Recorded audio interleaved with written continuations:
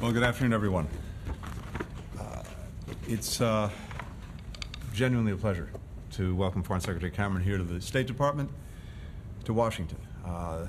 The infamous special relationship has never been more important than it is now, and I think that's reflected in the conversations we've had. Actually, we began on the phone almost immediately after your appointment. Then we were in Brussels together just a week or so ago at the NATO meetings, and we picked right up today, looking at the work we're doing together, both addressing bilateral issues, but especially the many regional and global issues where the United Kingdom and the United States are so closely joined. We spent some time talking, of course, about Ukraine. And I believe, David, your first trip abroad as Foreign Secretary was to Ukraine. Our countries are in lockstep when it comes to continuing to do everything possible to ensure that Putin's aggression remains a strategic defeat and failure for Russia, and determined to ensure that Ukraine continues to stand strongly on its own feet as a sovereign, independent country. Our meetings, at NATO, I think, made very clear that there remains unwavering support for Ukraine across our alliance, and indeed well beyond it. More than 50 countries that are working together to support Ukraine. In those efforts, over the last almost 2 years now, the United States has provided something north of $70 billion to support Ukraine. Our European allies have provided more than $110 billion in support. So when we talk about burden sharing, this is a very powerful example of just that. And we are grateful for the work that our partners have done, starting with the UK. The UK's leadership has been absolutely essential. The UK has committed the second most of any country after the United States in military assistance. And of course, as I said, across the board, if you look at what our European partners are doing, what other partners in other parts of the world are doing, because this is really a global coalition in support of Ukraine, as I said, other countries are doing extraordinary things. Military support, economic support, humanitarian support. As we accelerate our efforts to enable Ukraine to stand on its own, it's crucial that the United States and our partners continue to do our respective parts. And that's why the supplemental that's currently before Congress is so necessary and so urgent. And there's a very clear choice before us. Are we going to ensure that Putin's aggression against Ukraine remains a failure? Or will Putin prove that, as he believes, he can outlast us, he can divide us, he can not only continue to threaten Ukraine, but take that aggression elsewhere, including potentially to countries in NATO? We know that the supplemental, this is an important moment, and important because the people who want to see it fail, the people who want to see it not go forward, are sitting in Moscow, they're sitting in Tehran, they're sitting in Beijing. We also discussed the ongoing conflict and Israeli campaign in Gaza. We both recently returned from the Middle East. We're also both united on behalf of our countries in support of Israel's right to do everything it possibly can to ensure that October 7th never happens again. And at the same time, we're committed in our conviction that Israel must do everything it can to protect civilians, to ensure that humanitarian assistance flows into Gaza. For our part, the United States has made clear that Israel has to make maximum efforts to avoid civilian casualties, even as Hamas continues to use civilians as human shields, and as well to sustain and indeed increase the humanitarian assistance that's going to people who need it, men, women, and children, food, medicine, water, fuel. On hostages, we continue to explore every means to secure their release. Hamas is responsible for the fact that the pause that enabled the release of more than 100 hostages came to an end. We're pressing for Hamas to renew that effort. To date, they continue to refuse to return to it. We're also pressing, in the meantime, for Hamas to allow access for the ICRC to the hostages in Gaza to assess their condition, their well-being, and to at least be able to tell the world that. Finally, when it comes to conflict in the Middle East, we are absolutely united in doing everything possible to prevent it from spreading. We remain together and with others intensely engaged in the region to make sure that other fronts don't open up. This includes safeguarding maritime security in the Red Sea and the Gulf of Aden. We've seen totally unacceptable attacks there on shipping. That has to stop. We have every reason to believe the attacks were enabled by Iran, by weapons supplied by Iran to the Houthis.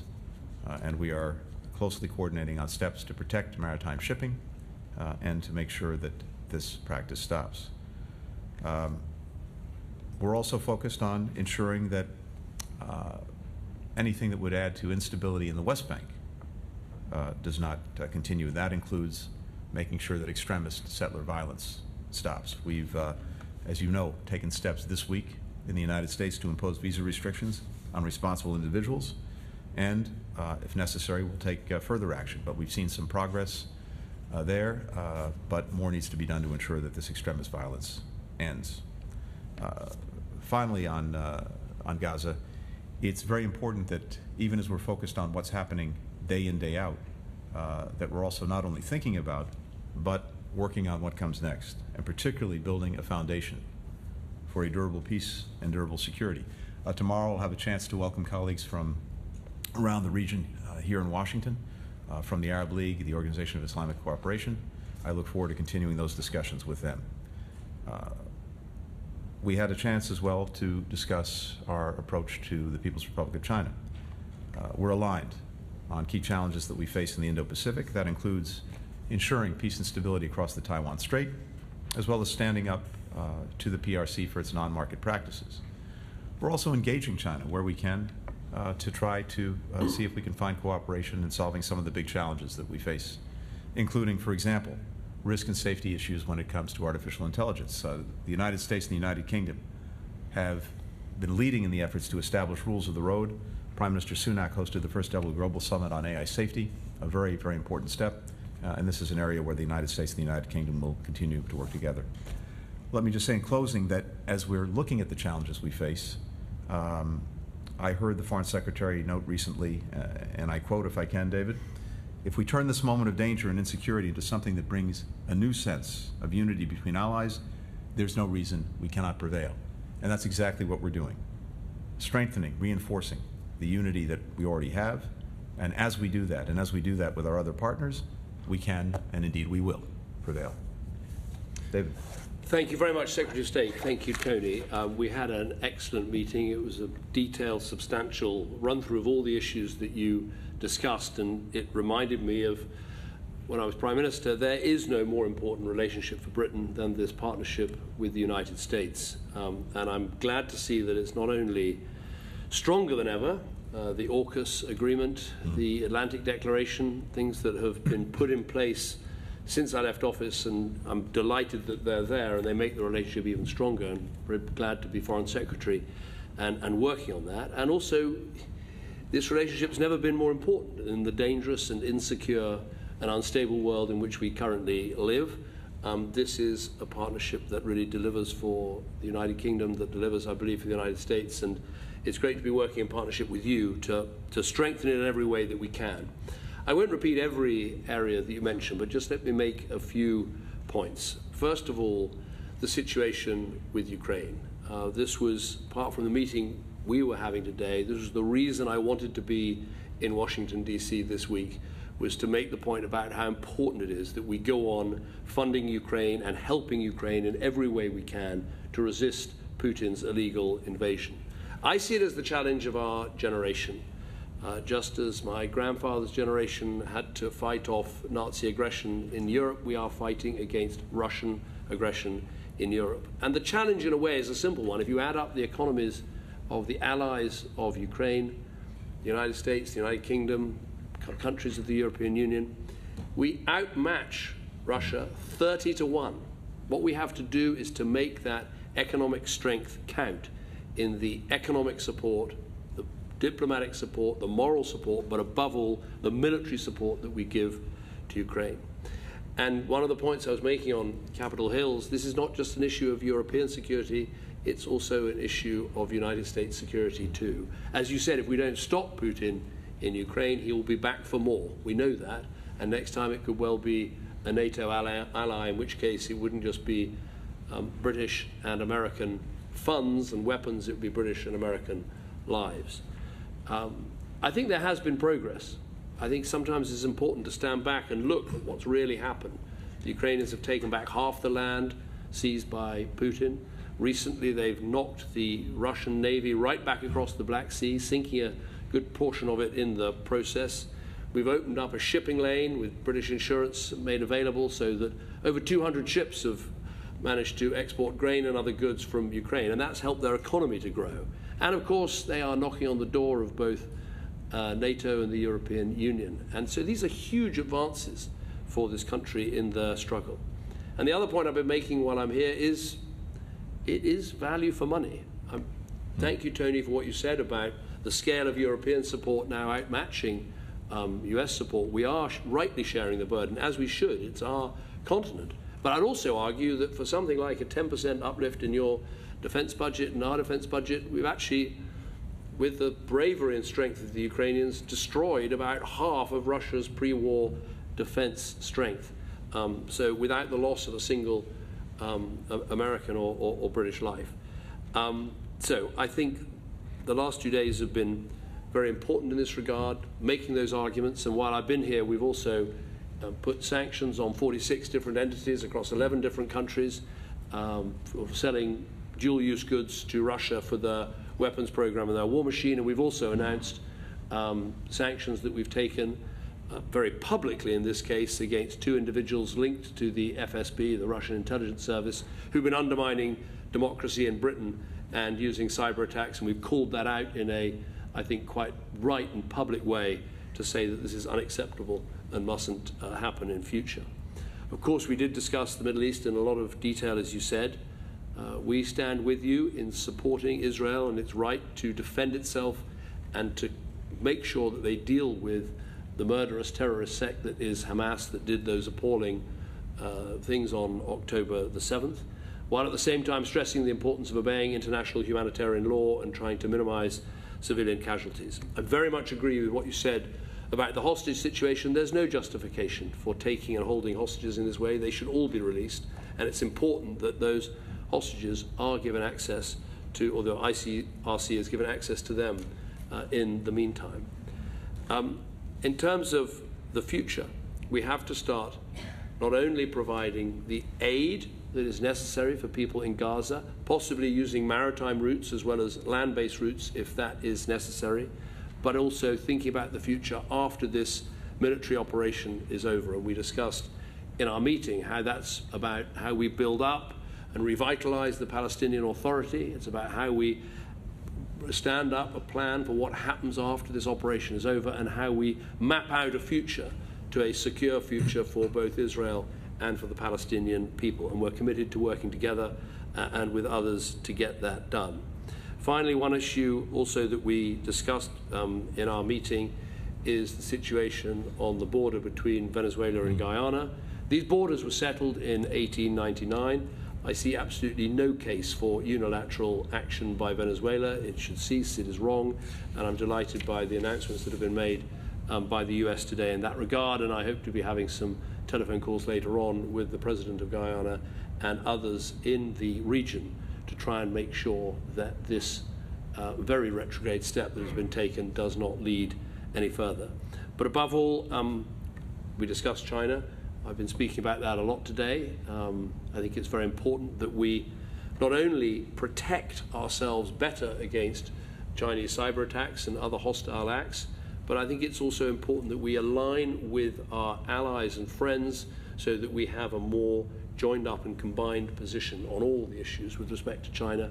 And as Tony and I were saying, there is also the engage part of all of this, which is to make sure on issues of mutual benefit like climate change, where we won't solve it without Chinese action, we are discussing with them what needs to be done.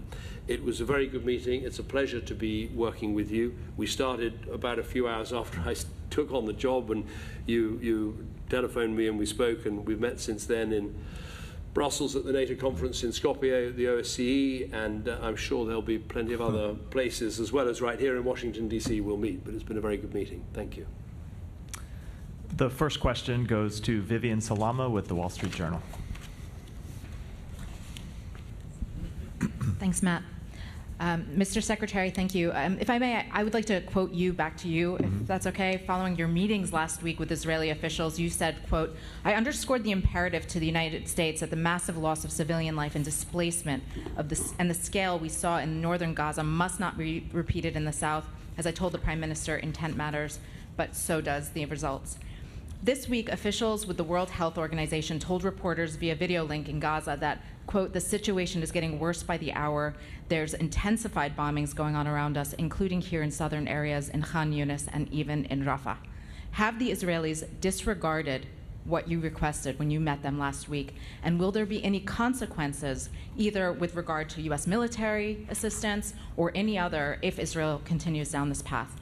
And secondly, the Prime Minister Netanyahu also said this week that the IDF can be trusted is the only body that can be trusted with demilitarizing Gaza moving forward when the war ends. Is the U.S. concerned that this will end up in Israeli occupation, whether short and long term? And if not, is there a viable alternative? And Mr. Foreign Secretary, welcome back to D.C. The UK has committed £2.3 billion a year in military aid to Ukraine for 2022 and 2023. When will it agree or announce any commitment for 2024, and will it be the same? And if America does reduce its financing of Ukraine's military effort, should Europe step up to fill the shortfall? Do you think you will have agreement with other European countries to move forward on that? Thank you. I'm happy to start. Vivian, thank you for the questions. So, first, let me put this in context when it comes to what we've been looking for as Israel conducts this campaign against Hamas to try to ensure that what happened on October 7th never happens again, something that we fully support. But as I've said repeatedly, how Israel conducts the campaign matters, and matters a great deal, particularly when it comes to doing everything possible to minimize harm to civilians as well as to maximize the assistance that's getting into people who need it so desperately. I've been to the region, as you know, I think 3 times since October 7th, and actually 4 times to Israel during those trips. During the first trip, we made the case for the imperative of getting humanitarian assistance to move into Gaza. After we left, that assistance started to flow, with the trucks beginning to move into Gaza with the desperately needed assistance for Palestinian people. Second, next trip we took, we focused in on how humanitarian pauses could be beneficial in getting hostages out, getting more assistance in, and allowing people to move about in a way that got them out of harm's way. Well, shortly after we left, that's also what happened. And we saw Israel first establish these corridors in the north, as well as daily pauses to enable people to move from north to south, to do so safely, to get out of harm's way. And hundreds of thousands of people were able to do that and to get out of harm's way. At the same time, we got after negotiations with tremendous assistance from Qatar, from Egypt, we got the pause for hostages. More than 100 hostages were released, reunited with their families, and at the same time, we doubled the amount of humanitarian assistance during that period that was getting in. As well, we facilitated, as I said, the movement of people out of harm's way. Now, on this last trip, as Israel has moved the campaign against Hamas to the south, we have focused in, as you've said, on the imperative of maximizing efforts to protect civilians and get not only assistance in, but to sustain the higher level of assistance that was reached during the humanitarian pause and actually build on it. And what we've seen over the initial days is some important additional steps in the direction of doing just that.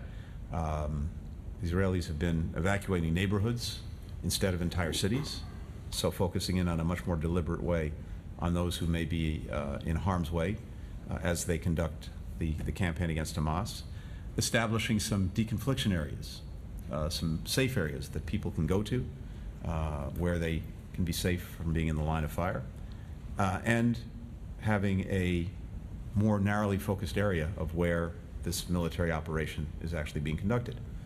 Having said that, as we stand here almost a week into this campaign in the south after the end of the humanitarian pause, it is imperative, it remains imperative that Israel put a premium on civilian protection.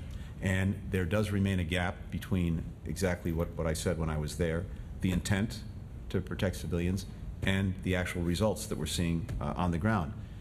There are a number of things that we think it would be important to really focus in on, not only having these safe areas, but making sure that the communications are such that people know where they can go, when they can go there safely, making very clear when the periods of being able to move from one place to another are in place. In other words, these, in effect, daily pauses, making sure that those pauses apply not just to one neighborhood, but to a broader area so that, again, people have confidence to know that they can move out of harm's way and move to a safe area. Making sure that the areas that they go to are fully resourced and supplied with things that people will need to get by while they're away from their homes: food, medicine, water. And again, also making sure that in areas that are clearly out of the conflict zone, that they remain so, that military means not be used in those areas. So this is something that we're talking about with the Israelis on a regular basis, including as recently as today, and including in the President's conversation with Prime Minister Netanyahu earlier today. We continue to recognize the extraordinary difficulty of this task, as Israel is dealing with a terrorist adversary that intentionally embeds itself with civilians. But again, Israel has an obligation to do everything possible to put a premium on protecting civilians and maximizing humanitarian assistance. In terms of what comes next in Gaza, we've been very clear on the importance of Palestinians, local voices, local faces, having responsibility and control of Gaza, and ultimately that being joined in control of the West Bank, and ultimately a clear path to fully affirming Palestinian political rights and other rights, and the best way to do that is through two states. Now, there are going to be very challenging questions of security, of governance, of reconstruction that we have to address. David and I talked about some of them today, and we'll be talking about them intensely in the days and weeks ahead, including as well with the many countries that are coming to Washington tomorrow from the Arab League, the Organization of Islamic Cooperation, to map that out. But we've also been very clear, as I was in Tokyo, about some basic principles of the way forward, and those include that we cannot have an Israeli reoccupation of Gaza. We cannot have forced displacement of Palestinians from Gaza. We cannot have the territory of Gaza diminished in any way. And of course, we can't have Gaza used as a platform, as it was, for the most heinous acts of terrorism against Israel. And ultimately, as I said, we want to see Palestinian responsibility, Palestinian control for Gaza and for the West Bank. Thanks. We haven't yet announced our figures for 24-25, but when we do, I don't want anyone to be in any doubt that we will continue to be giving the best possible support we can to Ukraine. I mean, if you think about Britain's contribution, we were one of the first to give anti-tank weapons when people were doubtful whether that was a good idea. We were one of the first to provide tanks when people were wondering whether that was a good idea. First to do long-range artillery, first to do long-range fires. So I think you've consistently seen a very serious UK contribution, not just in terms of quantum, but in terms of quality, and that will continue. In terms of what would happen if the US didn't come forward with the supplementary package, I believe the US will. I believe that, I'm not an expert on your political system, but in Congress there is a majority for supporting Ukraine. And I don't want to get too involved in which things you link to which things. That's not for me to decide. But I'm sure that goodwill will prevail and the money will be voted through. And it will have a huge effect, not just on morale in Ukraine, but also making sure that European countries keep asking themselves what more can they do. And as Tony said, actually, the European countries, if you look at the combined economic, humanitarian and military assistance, are now properly pulling their weight, as they should. The next question goes to Namia Iqbal with the BBC. Thank you, UK Foreign Secretary and Mr. Secretary. So in all the conversations about post-war Gaza, What about holding elections to give an administration there the same mandate your own governments enjoy? Or are you worried, Palestinians, and you talk about the importance of local voices, are you worried that they will reject the Palestinian Authority, an organization you want to revitalize, but one that doesn't have much credibility with people on the ground, and that there is a potential that Hamas could win a post-war vote? My other question is, Ukraine's spring offensive has failed to gain significant ground. The US Senate, as we know, is blocking funding for Kyiv. Are you watching the war slip away from Ukraine? And specifically to the UK Foreign Secretary, Mr. Cameron, you say you're here for Ukraine. So the $61 billion or so that's earmarked is American taxpayers' money. A poll last month suggested nearly half of Americans want the war in Ukraine to end quickly, even if that means ceding land to Vladimir Putin. So what would you say to those members of the American public who might look at you and accuse you of trying to interfere and influence domestic policies? Thank you. Let me just take the first point. Look, I'm a small d Democrat rather than a big D Democrat, but I believe in democracy. I believe in elections. But actually, one of the things I did after leaving office was to spend some time looking at how we try and help the most fragile states in the most fragile situations. And I think often a rush to elections rather than trying to build a provisional government that represents the different shades of opinion in different parts of a country can be a mistake. The most important thing is to get services flowing, to get governance in place, to make sure there's security. There's plenty of time for elections in future, but getting that thing right is actually the most important of all, and that's what I'm sure we should be focused on. Just on the spring offensive, I don't want to repeat all the things I said, but I think if you actually stand back and look at the overall picture of what's happening between Ukraine and Russia, it is a massive defeat for Putin. He's lost 300,000 people. He lost a quarter of his attack helicopters in one night a few days ago. He's lost a big proportion of his Black Sea fleet. He's seen NATO grow and be as more confident and more united than I think I've ever seen it in my lifetime, now with the addition of Finland and Sweden. So I think when you actually zoom out and look at the big picture, you can see what a strong position Ukraine has put itself in through its bravery and through our support. I've now forgotten the question that you asked me. I read, and I can't read my writing. What was it?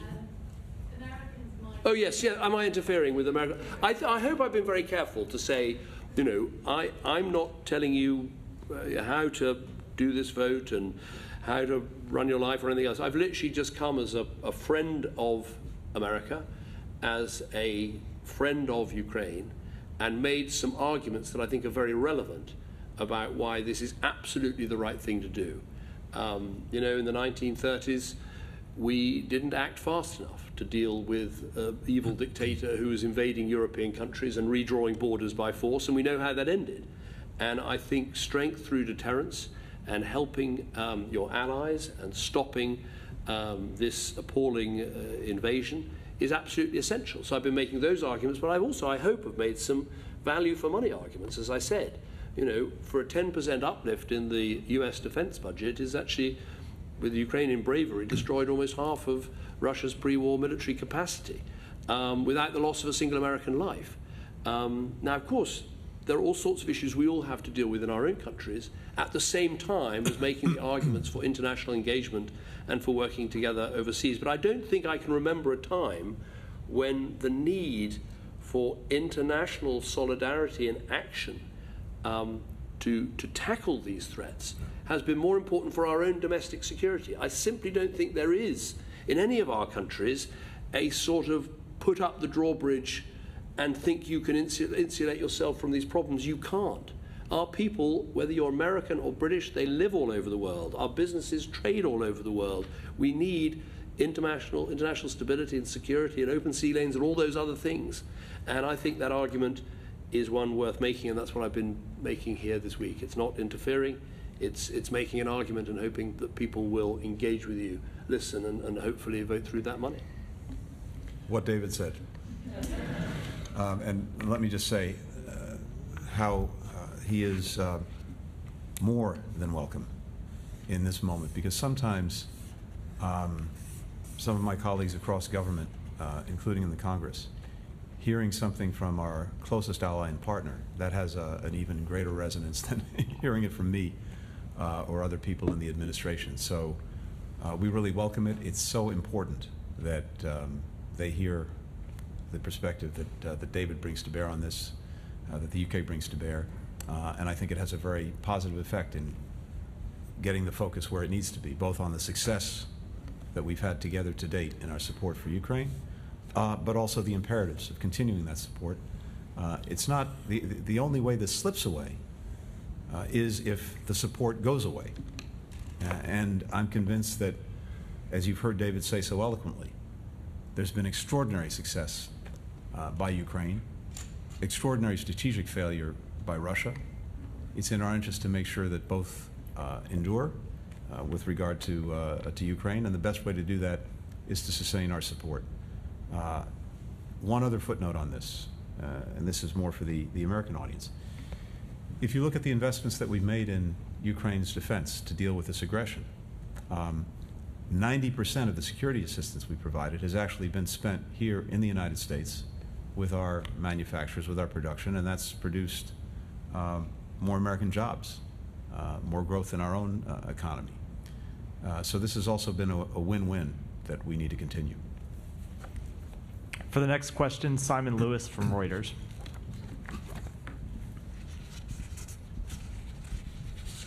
Thanks, Matt. Firstly, Foreign Secretary Cameron, you're here about 11 months before voters here in the US will go to the polls.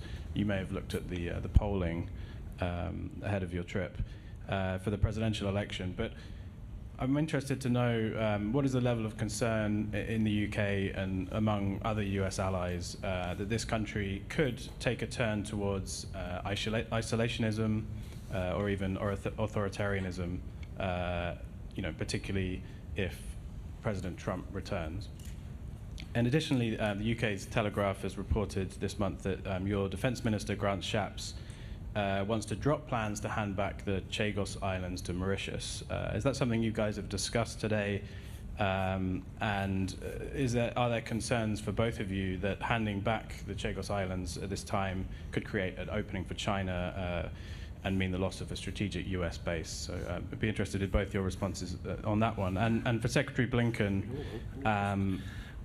today Reuters and AFP, Agence France Presse, published detailed reports that make clear that our journalists were hit by Israeli tank fire with 2 strikes that killed my Reuters colleague Issam Abdallah and injured 6 other reporters, including an AFP photographer, Christina Assi, who was severely wounded on October 13th. These were journalists with clear press badges, markings, just doing their jobs, like more than 60 other journalists who've been killed in this conflict so far. After seeing that evidence, Secretary Blinken, do you believe Israel's assurances that it doesn't intentionally target journalists? Human Rights Watch and Amnesty International called today for investigations of these strikes as a war crime. Would you support those calls? Thank you. Should I do the... first of all, I'm not going to get involved in the US election. All I know about elections is the opinion polls. They told me I was going to win outright in 2010, and I didn't. They told me I wouldn't win in 2015, and I did. And so I was... Polls are a bit like if you're a farmer with weather forecasts. They're all you've got, but they don't necessarily turn out to be right. But I'm not going to get involved in any way. On the issue of the vital US airbase at Diego Garcia, when foreign secretaries and secretaries of states get together, they often discuss the importance of the assets that we share and use around the world, and that is an important one, and we touched on that this afternoon. I'll let Tony ask the rest of the questions, but can I just give my sympathies and condolences to the loss of your colleague.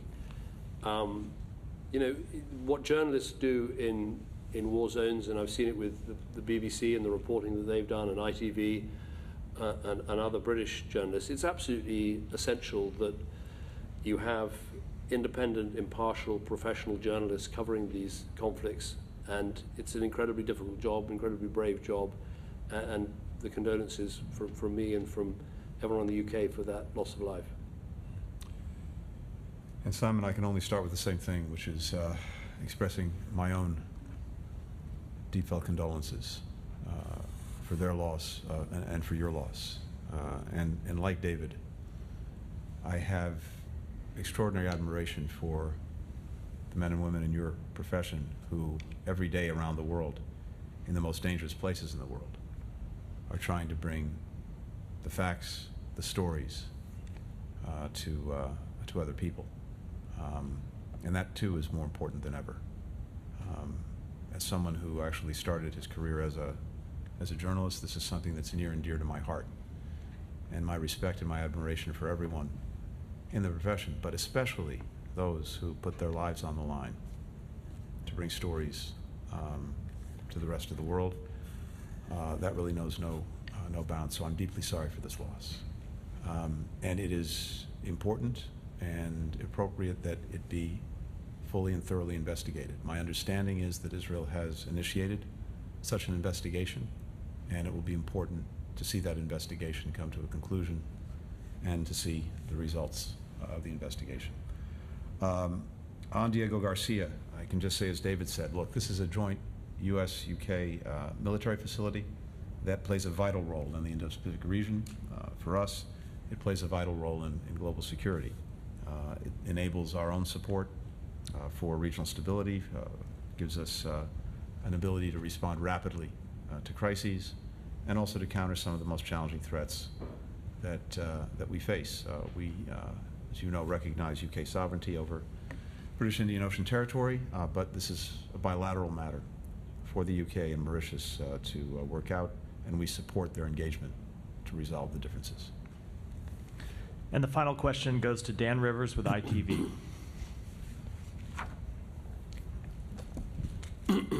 Hi. Are there any circumstances in which the UK and US would accept Israel continuing to wage this war for more than a month, to both of you? And specifically to the Foreign Secretary, those on the right of the Conservative Party feel that the Prime Minister's Rwanda legislation and his decision to sack Suella Braverman and appoint you are part of a deliberate shift to the middle ground. Do you think those moves have deeply divided your party now? First of all, in terms of my appointment, I was asked to be Foreign Secretary at a time of great international difficulty to try and help deal with some of the issues we've been talking about today, whether that is the Ukraine conflict, whether it's the situation in the Middle East. And I took the job because, first of all, I admire Rishi Sunak as Prime Minister. I think he's doing a very good job at a difficult time. I think he's a man of great integrity, depth and talent, and it's a pleasure to work with him. And I did it because I served an apprenticeship as Prime Minister for 6 years to become a Foreign Secretary, and I hope that I can bring some of the relationships and contacts and knowledge and things that I learned from 6 years as Prime Minister, 11 years as a party leader to doing this job. That's why I took the job. It had nothing to do with anything else. But let me be clear. I support what the government is doing to deal with illegal migration. You know, there is nothing more destructive to a country's reputation for a fair migration system than wide-scale, very public, very visible illegal migration. And the action that has been taken so far has reduced the small boat crossings by about a third this year compared to last. But the next steps are vital, because ultimately what we've got to do is break the model of the people smuggling gangs that are responsible for this. And therefore you have to break the link between getting in a boat, arriving in Britain, and being able to stay in Britain. And remember, all these people that are coming from a safe country. They're coming from France, or they're coming from Belgium. They are safe countries in which they could claim asylum and stay. Instead, they're choosing to come to Britain, and we need to break that people smuggling model, break that link, and that is what the Rwanda policy is all about. And I support what is being done, and I think the Prime Minister has done a good job at coming up with the right package, a treaty with Rwanda that only a couple of weeks ago, everyone said would be impossible, it wouldn't happen. It has happened, and it's a very good treaty. A bill has been published and will be introduced to the House of Commons, and a pack of evidence about the true nature of what happens in Rwanda is being put together. And I've seen that myself, and I think it's very convincing, will overcome the arguments put in the Supreme Court. So that's the position. Every country has to deal with this. One of the things I've noticed since coming back into office is how much the conversation has changed around Europe. Country after country is recognizing the difficulties and dangers of wide-scale illegal immigration and having to find new ways to try and deal with it. Now, of course, there are many things that you can do as Foreign Secretary, Development Secretary to help with this, which is to make sure that there is growth and development in African countries and in fragile states and in conflict-affected states from which many people come. And all those things are important. And I believe in doing all those things. I've always argued for that. But ultimately, you do have to have an immigration system that is firm but fair and puts an end to wide-scale, illegal, visible migration, which undermines the system, the point I made to start with. And on back on Israel and Gaza, in response to your question. First and again, we strongly support Israel's efforts to ensure that it can effectively defend itself, and as I've said repeatedly, do its best to ensure that October 7th never happens again. In our conversations with Israel, we talk about how long this campaign will take and also how it is being prosecuted. But these are decisions for Israel to make. Thank you. Thank you very much. Thank you.